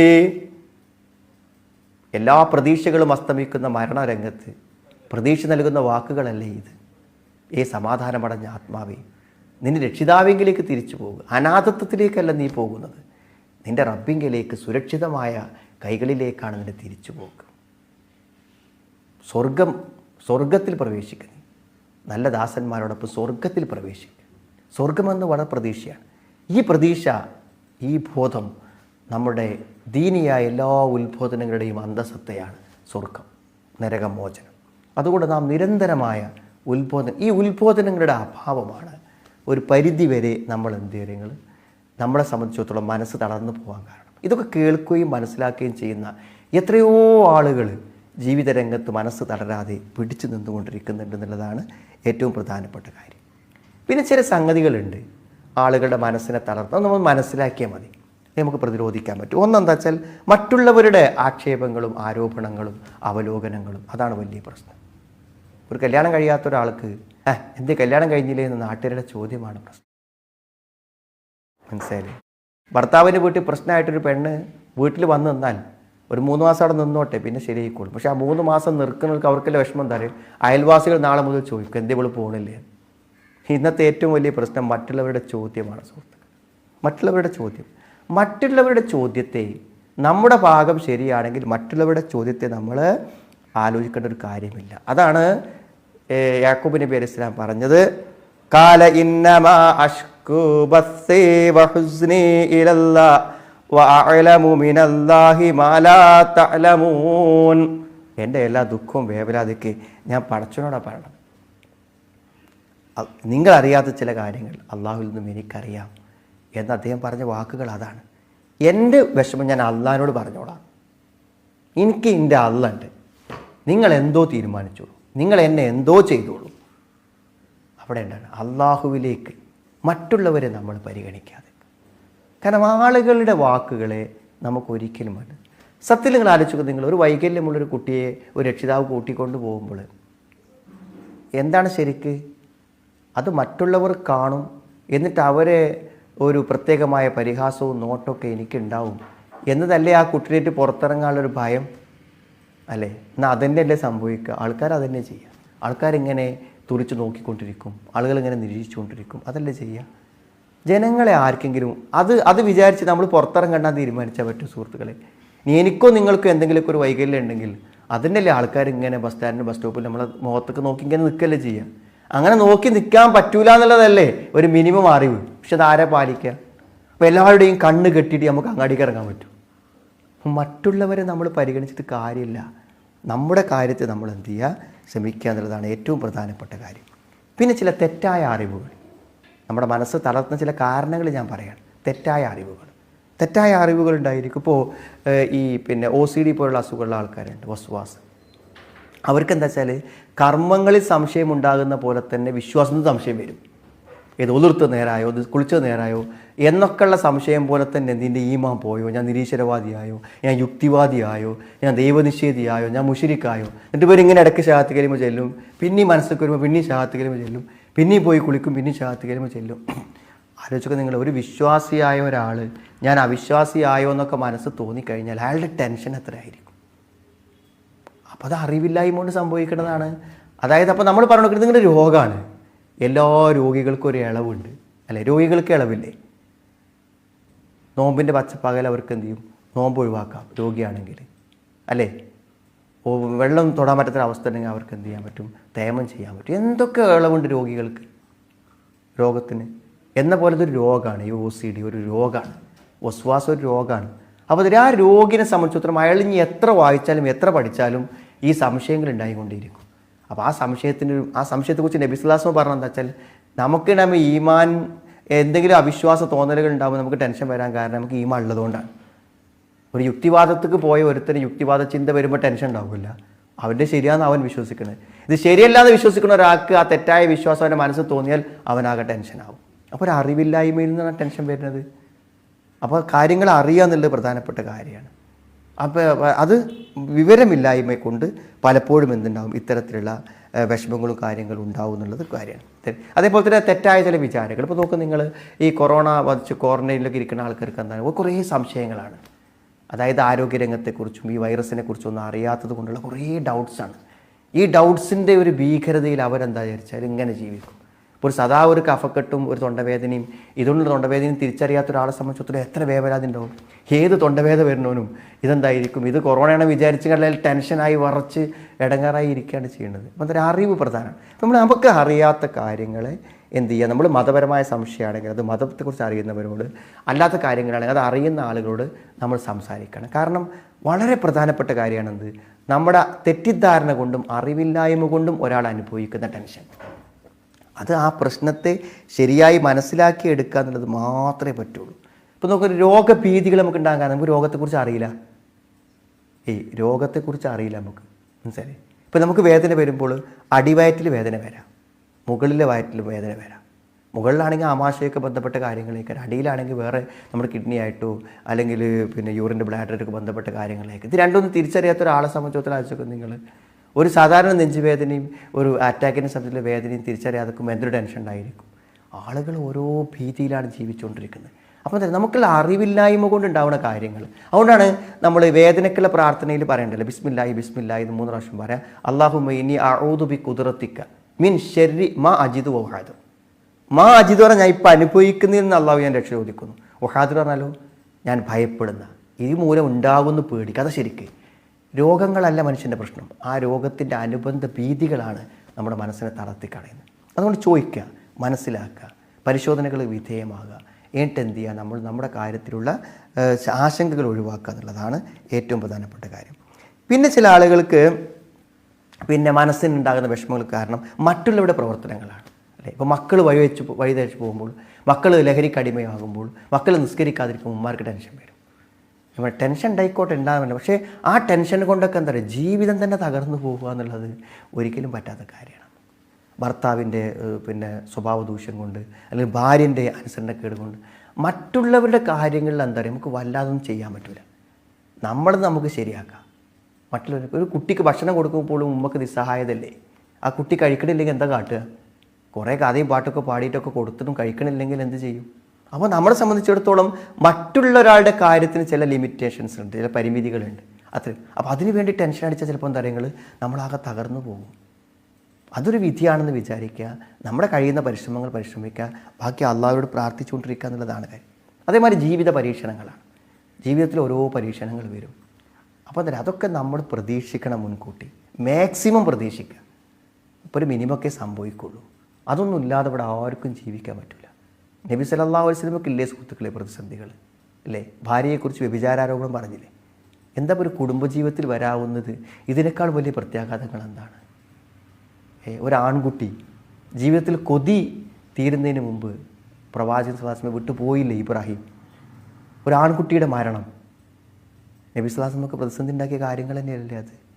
എത്രയെത്ര യുദ്ധരംഗങ്ങൾ, എത്ര കുറഞ്ഞ കൊല്ലം കൊണ്ടാണ് ഈ പ്രതിസന്ധി. നിങ്ങൾ ആലോചിച്ച് നോക്കും. നിങ്ങൾ 63-ാമത്തെ വയസ്സിൽ നബി സല്ലല്ലാഹു അലൈഹി വസല്ലം വഫാത്തായിട്ടുണ്ട്. നിങ്ങൾ ആലോചിക്കണം. അപ്പോൾ ഈ പ്രതിസന്ധികൾ എല്ലാ ആളുകൾക്കും ജീവിതത്തിൽ ഉണ്ടാകുന്ന കാര്യത്തിൽ എന്താ സംശയം. അള്ളാഹുവിന് ഏറ്റവും ഇഷ്ടപ്പെട്ട ദാസനാണ് മുഹമ്മദ് നബി സല്ലല്ലാഹു അലൈഹി വസല്ലം. അപ്പോൾ അതുകൊണ്ട് നമ്മൾ ജീവിത പരീക്ഷണങ്ങൾ ഉണ്ടാവില്ലെന്ന് വിചാരിക്കണം, ഉണ്ടാകുമെന്ന് വിചാരിച്ചോളി. എന്നാൽ താരതമ്യം എനിക്ക് കുറവാണ്. ഒരു ഉരവേദന വരുമ്പോൾ ഒരെയും തളർന്ന് കിടക്കുന്ന ആൾക്കാരുണ്ടല്ലോ, തീച്ചടക്കാൻ എനിക്ക് പ്രശ്നമില്ല എന്ന് ആലോചിക്കുക, അത് മാത്രമേ പരിഹാരമുള്ളൂ. അതേപോലെ തന്നെ ചെയ്തു പോയ തെറ്റുകൾ, മനസ്സിനെ തളർത്തുന്ന ചിന്തകളാണ് ചെയ്തു പോയ തെറ്റുകൾ. ഒന്നും ചെയ്യാനില്ല, കാരണം ചെയ്തു പോയില്ലേ. ഇനി നമ്മൾ ആത്മാർത്ഥമായി അള്ളാഹുവിലേക്ക് പശ്ചാത്തപിക്കുക, സ്വതക്കകൾ വർദ്ധിപ്പിക്കുക, ഇസ്തിഗ്ഫാർ ചെയ്യുക. അല്ലാതെ സുഹൃത്തുക്കളെ ഇതിനെക്കുറിച്ച് ടെൻഷൻ അടിച്ചതിന് എന്താ കാര്യം. ചെയ്തു പോയ തെറ്റിൽ ടെൻഷൻ അടിച്ചിട്ട് തളർന്നു പോയ ആളുകളുണ്ട്. ഇപ്പോഴും ഒരു പുതിയ നന്മ ചെയ്യാൻ പോലും മനസ്സിന് ആത്മധൈര്യം കിട്ടാത്ത രൂപത്തിൽ ആളുകളുണ്ട്. പിന്നെ വേറൊന്നും പറയാൻ മനസ്സിലാക്കുന്നത്, മനസ്സിൻ്റെ രോഗാവസ്ഥ, രോഗം കൊണ്ട് വരുന്ന കുറേ ടെൻഷനുകൾ, അതിന് മരുന്ന് തന്നെ വേണം. മരുന്ന് കൊണ്ട് ചികിത്സിക്കേണ്ട കാര്യങ്ങൾക്ക് മരുന്ന്, അതിന് ശരിയായ മരുന്ന് കൊടുക്കാതെ മരുന്ന് കൊണ്ട് ചികിത്സിക്കേണ്ട ഒരാളെ വേറെ എന്ത് നമ്മൾ ചെയ്താലും അത് ചിലപ്പോൾ സുഖമായി വന്നുകൊള്ളണമെന്നില്ല. അപ്പോൾ അത് നമ്മൾ എന്ത് ചെയ്യണം, മനസ്സിലാക്കേണ്ട കാര്യമാണ്. അതേപോലെ ജീവിതത്തിൽ മിനിമം ചെയ്യാത്ത ആൾക്കാർ, ഒരു ടെൻഷൻ എപ്പോഴും ഇങ്ങനെ ഒരു കാരണമില്ലാതെ ടെൻഷൻ വരിക, ഒരു പ്രശ്നമില്ല എന്നാൽ ഒരു ടെൻഷൻ, ഒരു ഭയമൊക്കെ. എന്തായാലും മിനിമം ചെയ്ത് രാത്രി നിസ്കാരത്തിൽ ഒരു 3 റക്അത്ത് വിത്തരങ്ങൾ നിസ്കരിക്കുക, രാവിലെ വൈകുന്നേരം ദിക്റുകൾ ചെയ്യുക, 5 നേരം നിസ്കാരം വക്തിൽ ചെയ്യുക, കുറച്ച് ഖുർആൻ പാരായണം ചെയ്യുക. ഇതൊക്കെ വളരെ പ്രധാനമാണ്. മിനിമം കാര്യങ്ങൾ ചെയ്യാതിരിക്കുക. പിന്നെ അന്ധവിശ്വാസങ്ങളാണ്. അന്ധവിശ്വാസം അപ്പോൾ എല്ലാവർക്കും ഉണ്ട് ഒരു ചെറിയ ശതമാനം അന്ധവിശ്വാസം. നല്ല തൗഹീദ് മുവഹീദൊക്കെ പറഞ്ഞ ആൾക്കാരിലുണ്ട്. ഇത് രാവിലെ അടുക്കളയ്ക്ക് വന്ന് പിന്നെ പാത്രം കഴിയാൻ തുടങ്ങിയപ്പോൾ ഒരു ഗ്ലാസ്സാണ് പൊട്ടി, മനസ്സിലായില്ലേ? കുറച്ച് കഴിഞ്ഞിട്ടൊക്കെ പിന്നെ നമ്മൾ എന്ത് ചെയ്തു വെച്ചാൽ പാലടുപ്പത്ത് വെച്ച് പാകം തിളച്ച് പോയി. പിന്നെ അത് കഴിഞ്ഞ് കുറച്ച് കഴിഞ്ഞപ്പോൾ എന്ത് ചെയ്തു, പിന്നെ നമ്മൾ കുട്ടിയൊന്ന് വീണിട്ട് ചെറിയൊരു മുറിവായി. ഒക്കെ ഒരു ദിവസമാണ്. അപ്പോഴത്തന്നെ പിന്നെ ഭർത്താവ് പുറത്തു പോയിട്ട് ഒരു ഫോൺ ഞാൻ ഉപയോഗിക്കുമ്പോൾ ചെറുതായി സ്ലിപ്പായി, കാര്യമായിട്ട് പ്രശ്നമൊന്നുമില്ലാതെ. ഒരു 5-8 കാര്യങ്ങൾ ഒന്നിച്ച് കേൾക്കുമ്പോൾ എന്താ ഇന്നത്തെ ദിവസത്തിനൊരു പ്രശ്നമുണ്ടോ നമ്മുടെ മനസ്സൊക്കെ തോന്നും. ഈ ഒരു അന്ധവിശ്വാസത്തിൻ്റെ ഭീതിയിൽ ജീവിക്കുന്ന എത്രയോ ആളുകളുണ്ട്. സത്യത്തിൽ ഇതൊക്കെ എന്താ അറിയുങ്ങൾ, ഇപ്പോൾ ഉദാഹരണം പറയുകയാണെങ്കിൽ നമ്മളൊക്കെ അധികം അങ്ങേറ്റം മാനസിക സംഘർഷം അനുഭവിച്ചൊരു ദിവസമാണ് എന്താ അറിയുങ്ങൾ. പിന്നെ നമ്മൾ മറ്റേ ഇവിടെ ഒരു ധാരാളം വീടുകൾ പിന്നെ മണ്ണിനടിയിലായി, 50-60 ആളുകൾ എന്ത് ചെയ്തു മണ്ണിനടിയിലായതിൻ്റെ ഒരു വിഷമം ഇങ്ങനെ പത്രത്തിലൊക്കെ ന്യൂസിൽ ഇങ്ങനെ കണ്ടുകൊണ്ടിരിക്കുന്ന ഒരു സന്ദർഭമായിരുന്നത്. അതേ സന്ദർഭത്തിലാണ് എന്തായത്, കരിപ്പൂർ രാത്രി ഒരു വൈകുന്നേരം രാത്രി സമയത്ത് എന്ത് ചെയ്തു, വിമാനം വീണു. അതൊക്കെ ജീവിതത്തിൽ ഇതുവരെ കേൾക്കാത്തൊരു ദുരന്തമല്ലേ നമ്മുടെ നാട്ടിൽ, വിമാന ദുരന്തം എന്നുള്ളത്. അത് കേട്ടു. പിന്നെ അതോടനുബന്ധിച്ച് എന്ത് ചെയ്യും, പിന്നെ ഈ രോഗസംബന്ധമായ വ്യാപനത്തിൻ്റെ ശക്തിയെക്കുറിച്ച് അറിഞ്ഞു. അപ്പോൾ ഇങ്ങനെ ചിന്തിക്കുമ്പോൾ എന്തൊക്കെ ഒന്നിച്ചിങ്ങനെ വരാനുള്ള കാരണം എന്ന് ചിന്തിക്കൂലേ. അപ്പോൾ നമ്മളിങ്ങനെ മഴ പെയ്തിട്ടുണ്ട് അല്ലേ, അപ്പോൾ മഴ പെയ്തത് തന്നെയാണ് ഒരു പക്ഷേ വിമാനം സ്ലിപ്പാവാൻ കാരണം ഇപ്പോൾ മഴയല്ലായിരിക്കും അല്ലേ. ലാൻഡിങ്ങിൻ്റെ പ്രശ്നങ്ങൾക്ക് മഴ ഒരു കാരണമാണെന്ന് എല്ലാവരും പറയുന്നു. അതേ മഴ തന്നെയാണ് എന്തിനു കാരണം, അവിടെ മണ്ണിടിച്ചിലും ആളുകൾ മണ്ണിനടിയിൽപ്പെടാനുള്ള കാരണം അത് തന്നെയാണ്. അപ്പോൾ കാലാവസ്ഥ പ്രതികൂലമായൊരു സമയത്ത് അതുകൊണ്ടുണ്ടാകുന്ന 10-20 സംഭവങ്ങളെ കൂട്ടി വായിച്ച് ഇതെന്തോ ഒരു ദുരന്ത കാലഘട്ടമാണെന്ന് പറയുന്നതിൽ എന്തർത്ഥമുള്ളത്? നിമിത്തങ്ങളെ നേർക്കുനേരെ കാണുന്നു, കാരണങ്ങളെ നേരെ കാണുന്നു അല്ലേ. അപ്പോൾ നമ്മളിപ്പോൾ ഈ ഒരു വീട്ടിലുണ്ടാകുന്ന എല്ലാ കാര്യങ്ങൾക്കും നമ്മൾ ഓരോരോ കാരണങ്ങൾ ഉണ്ടാവും. ആ കാരണങ്ങൾ ഉണ്ടാവില്ലല്ലോ. അപ്പോൾ അതുകൊണ്ട് ആ കാരണങ്ങളെ മനസ്സിലാക്കാതെ ഇതൊക്കെ എന്തോ ഇപ്പോൾ ശാപമാണ്, എന്തോ വിധിദോഷമാണ്, എന്തോ പിശാചുബാധയാണ് എന്നൊക്കെ ചിന്തിച്ചിട്ട് ഭയങ്കരമായ ടെൻഷൻ. കാരണം അതിൻ്റെ പരിഹാരങ്ങൾ നമ്മുടെ കയ്യിൽ ഇല്ലാത്തത് കൊണ്ട് പലപ്പോഴും പരിഹാരമില്ലാത്ത കാര്യങ്ങൾ, കാലത്തിന് നിയന്ത്രണം, സമയത്തിന് നിയന്ത്രണം, ഇതൊക്കെ അള്ളാൻ്റെ കയ്യിലല്ലേ. ഇങ്ങനത്തെ കാര്യങ്ങളുടെ പേരിലൊക്കെ നമ്മൾ ടെൻഷൻ അടിക്കുന്നത് കൊണ്ട് യാതൊരു കാര്യമില്ല എന്നുള്ളതാണ്. അന്ധവിശ്വാസങ്ങൾക്ക് വലിയ പങ്കുണ്ട് ഇതിൽ. മാരണം, എന്തു വന്നാലും എനിക്ക് സിഹർ ബാധിച്ചതാണോ മറ്റതാണോ മറിച്ചതാണോ വിചാരിക്കുക, എന്നിട്ട് ടെൻഷൻ അടിക്കുക, കുറേ ആളുകളെ ശത്രുക്കളായി കാണുക, മനസ്സിലായി, ശകുനം, ശാപം, ഇങ്ങനെ കുറേ കാര്യങ്ങൾ ആളുകളുടെ മനസ്സിലുള്ളതുണ്ട്. കുട്ടിക്ക് എന്തെങ്കിലും ചെറിയ പ്രശ്നം വെക്കുന്ന ഏതെങ്കിലും കണ്ണീർ തട്ടിയതാണോ, കണ്ണീർ തട്ടാം, പക്ഷേ എല്ലാം അതാണെന്ന് വിചാരിക്കേണ്ട കാര്യമുണ്ട്. ഞാനെങ്കിൽ തന്നെ എന്താ ചെയ്യാനുള്ളത്? നമുക്ക് ചെയ്യാനുള്ള പ്രാർത്ഥനകളും ദിക്റുകളും ചെല്ലുക, സൂറത്തുകൾ ഓതുക എന്നതിൽ കവിഞ്ഞ് വേറെന്താ ചെയ്യാനുള്ളത്? അതിൻ്റെ പേരിൽ ടെൻഷൻ അടിച്ചിട്ടൊരു കാര്യമില്ല. അപ്പോൾ മനസ്സ് തളരുന്ന ഇത്തരം കാരണങ്ങളെ നമ്മൾ എന്തെങ്കിലും ഉപേക്ഷിക്കണം. പരിഹാരങ്ങളും കൂടെ പറഞ്ഞ് നമുക്ക് അവസാനിപ്പിക്കാം. ഇത്തരം മനസ്സ് തളരുന്ന സന്ദർഭങ്ങളിൽ നമ്മൾ ചെയ്യേണ്ട ഒരു പ്രധാനപ്പെട്ട കാര്യങ്ങൾ, ഒന്ന് സഹോദരങ്ങളെ, ഈ വ്യാകുലമായ ചിന്തകളും മനസ്സ് തളരുന്ന പ്രയാസങ്ങളുള്ള ആളുകൾ വെറുതെ ഇരിക്കരുത്, എന്തെങ്കിലുമൊക്കെ ചെയ്യണം. ഞാനൊക്കെ പറഞ്ഞ വയസ്സായ ആളുകൾക്ക് ചിലപ്പോൾ എൻ്റെ സംസാരം കേൾക്കുന്നുണ്ടായിരിക്കും. കുറച്ചൊരു പ്രായം കഴിഞ്ഞാൽ ചെറിയ അസുഖങ്ങളൊക്കെ ആയിക്കഴിഞ്ഞാൽ എന്താ ആൾക്കാർ ചിന്തിക്കാരോ, ഇനിയിപ്പോൾ എന്തായാലും എൻ്റെ അടുത്ത് കുറച്ച് പൈസ ഉണ്ട്, അല്ലെങ്കിൽ എൻ്റെ മോന് നല്ല പണമുണ്ട്, ഞാൻ അപ്പോൾ അധ്വാനിക്കേണ്ട കാര്യമൊന്നുമില്ല, അങ്ങനെ വെറുതെ ഇരിക്കുക.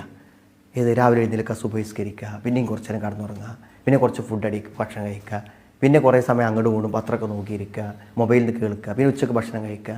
ഞാൻ പറഞ്ഞത് ആ വ്യക്തിനോട് നമ്മൾ ചോദിക്കുകയാണ്, നിങ്ങളെക്കൊണ്ട് നിങ്ങൾക്ക് വല്ല ഉപകാരമുണ്ടോ? വീട്ടിലേക്കുള്ള കാര്യമല്ല, നിങ്ങൾക്ക് വല്ല ഒരു ഉപകാരമില്ലാതെ ഒരാൾ ജീവിച്ചാൽ അത് മതി സുഹൃത്തുക്കൾ രോഗിയാവാൻ. അപ്പോൾ ഞാൻ പറഞ്ഞത്, ഒരു സ്ത്രീയാണോ, നിങ്ങൾ എന്തെങ്കിലും ഒരു കാര്യം അടുക്കളയിൽ ചെയ്തു കൊടുക്കുകയും എന്തെങ്കിലും ഒരു സഹായം അല്ലേ. ഞാൻ പറഞ്ഞപ്പോൾ ഒരു കുമ്പിട്ടൊരു ചൂല് കൊണ്ട് അടിക്കാൻ പറ്റില്ലെങ്കിൽ നിവർന്ന് നിന്ന് അടിക്കാൻ പറ്റിയ ചൂലില്ലേ? ആർക്ക് നടക്കാൻ കഴിയുന്ന ഒരാൾക്ക് ഒരു നിലം വൃത്തിയാക്കി കൂടെ, ഒരു മുറ്റം വൃത്തിയാക്കി കൂടെ?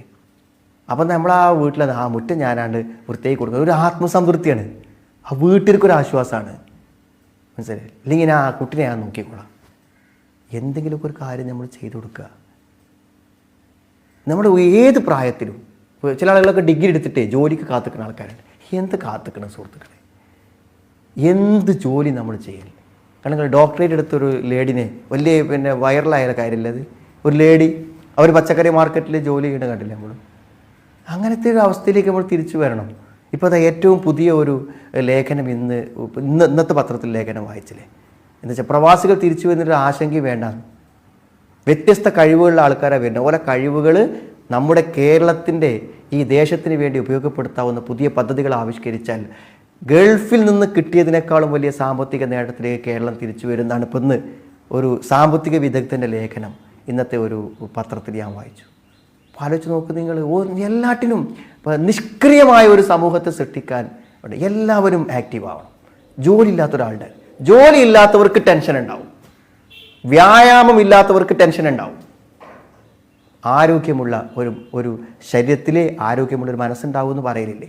അപ്പോൾ നമ്മൾ ശരിക്കും ഒന്നതാണ് പരിഹാരം. രണ്ടാമത്തെന്ന് പറഞ്ഞാൽ എന്താണ്, നമുക്ക് എന്ത് വിഷയത്തിലാണോ ക്ലാരിറ്റി ഇല്ലാത്തത് അത് ക്ലാരിറ്റി ഉണ്ടാക്കണം. അവ്യക്തതകളിൽ ജീവിക്കരുത്, വ്യക്തത വേണം എന്തിലും. നമ്മുടെ ദീനീ കാര്യത്തിലാണെങ്കിലും എന്ത് കാര്യത്തിലും വ്യക്തത വേണം. അപ്പോൾ ആ വ്യക്തത ഉണ്ടെങ്കിലേ നമുക്ക് എന്ത് ചെയ്യാൻ പറ്റുള്ളൂ, ഒരു കാര്യത്തെ ഫേസ് ചെയ്യാൻ പറ്റുള്ളൂ. പല രോഗികൾക്കും രോഗം ഉണ്ടെങ്കിൽ ആ രോഗം അയാളോട് പറയണം, അയാൾക്ക് വ്യക്തത വന്നോട്ടെ, എന്നിട്ട് അതിനെ തരണം ചെയ്യാനുള്ള കാര്യങ്ങളും അതിന് പ്രാർത്ഥിക്കാനുള്ള വഴികളൊക്കെ പറഞ്ഞു കൊടുക്കുകയാണ്. വ്യക്തത വളരെ പ്രധാനപ്പെട്ട കാര്യമാണ്. പിന്നെ നമ്മളെപ്പോഴും എന്താ വെച്ചാൽ അള്ളാഹുവിൻ്റെ അനുഗ്രഹങ്ങളെക്കുറിച്ച് ആലോചിക്കുക. ഫദ്കുറൂ അലാ അല്ലാഹി ലഅല്ലകും തുഫ്ലിഹൂൻ. അള്ളാഹുവിൻ്റെ അനുഗ്രഹങ്ങളെക്കുറിച്ച് ചിന്തിക്കും, നിങ്ങൾക്ക് എന്ത് ചെയ്യാം, വിജയിക്കാൻ പറ്റും. സൂറത്ത് ആറാഫ് 69 നമ്മളെപ്പോഴും അള്ളാഹുവിൻ്റെ അനുഗ്രഹങ്ങളെക്കുറിച്ച് ചിന്തിക്കുക. നമ്മളൊരിക്കലും നെഗറ്റീവായി ചിന്തിക്കരുത്. അള്ളാഹു നമുക്ക് തന്നിട്ടുള്ള വിഷമങ്ങളെക്കുറിച്ചും വേദനകളെക്കുറിച്ചും ആലോചിക്കാതിരിക്കുക. അനുഗ്രഹങ്ങളെക്കുറിച്ച് വല്ലാത്തൊരു കാര്യമാണ്. നമുക്ക് ചിന്തിച്ചാൽ കിട്ടും. നമ്മുടെ ജീവിതത്തിൻ്റെ ഓരോ അനുഗ്രഹങ്ങളെക്കുറിച്ച് ആലോചിക്കുക. അത് അള്ളാഹിൻ്റെ കൽപ്പനയാണ്. ഫദ്കുറൂ അലാ അല്ലാഹി ലഅല്ലകും തുഫ്ലിഹൂൻ. അള്ളാഹുവിൻ്റെ കാരുണ്യങ്ങളെക്കുറിച്ച് അനുഗ്രഹങ്ങളെക്കുറിച്ച് ഓർക്കൂ, നിങ്ങൾ വിജയിച്ചേക്കും എന്നാണ് പറയുന്നത്. അതേപോലെ തന്നെ സുഹൃത്തുക്കളെ, പ്രാർത്ഥന എല്ലാം നമ്മൾ പ്രാർത്ഥിക്കണം. ആത്മാർത്ഥമായി മനസ്സറിഞ്ഞ് നമ്മൾ പ്രാർത്ഥിക്കുമ്പോൾ അതിൻ്റെ ഗുണങ്ങൾ നമുക്കുണ്ടാകും. അത് പലതരത്തിൽ പ്രാർത്ഥനകൾ. ഒന്ന്, പ്രാർത്ഥനയ്ക്ക് ഉത്തരം കിട്ടുന്ന സമയങ്ങളിൽ നമ്മൾ പ്രാർത്ഥിക്കുക. അതേപോലെ തന്നെ എന്ത് ചെയ്യുക, നമ്മൾ അള്ളാഹുവിൻ്റെ നാമങ്ങൾ മുന്നിട്ട് പ്രാർത്ഥിക്കുക, നമ്മൾ വിഷമങ്ങൾ പറഞ്ഞ് പ്രാർത്ഥിക്കുക. എല്ലാം അതുകൊണ്ട് എന്ത് ചെയ്യും പറ്റും. പിന്നെ എപ്പോഴും നല്ലത് വിചാരിക്കുക. ലാ തഹ്സബൂ ശർറൻ ലക്കും. നിങ്ങൾക്ക് തിന്മയാണ് നിങ്ങൾ വിചാരിക്കുക, നന്മയാണെന്ന് വിചാരിക്കണം. ആ ഹദീസ് വളരെ വലിയൊരു ഹദീസാട്ടോ. ഈ ഒരു ഹദീസ് മാത്രം മതി.